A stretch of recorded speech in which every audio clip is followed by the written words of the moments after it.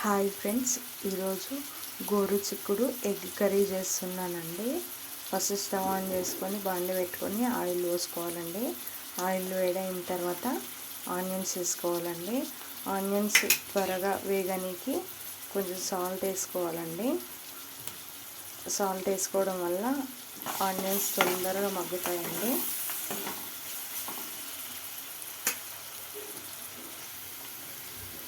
Onions వేగినాయండి. ఇందులో నేను కొంచెం మెంతెం కూర వేస్తున్నానండి. అయితే ఫస్ట్ ఆయిల్లో వేయడం వల్ల మెంతెం కూర పచ్చి వాసన కొంచెం చేదట్లా ఉంటుంది కదండి, అవి రెండేమి ఉండవండి. ఆయిల్లో కొంచెం ఫ్రై అయ్యే వరకు ఉంచాలి.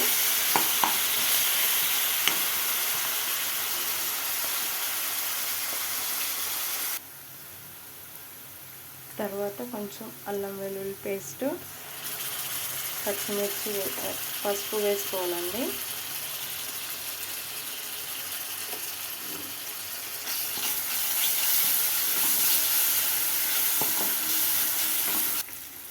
అల్లం వెల్లుల్లి పేస్ట్ పచ్చివాసన పోయిన తర్వాత ఉడకబెట్టుకున్న గోరుచిక్కుడు వేసుకోవాలండి.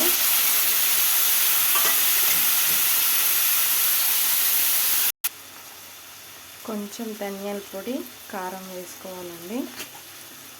కారం వేసుకొని మొత్తం కలుపుకోవాలి. 2 ఎగ్స్ వేసుకున్నానండి.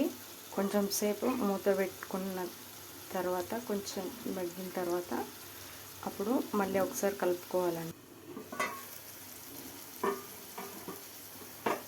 ఒక్కసారి కలుపుకొని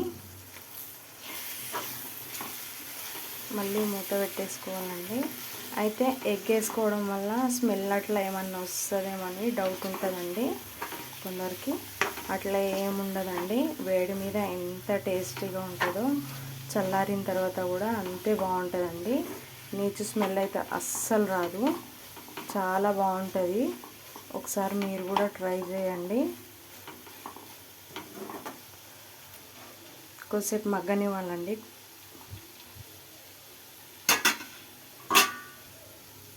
కూర రెడీ అయిపోయిందండి.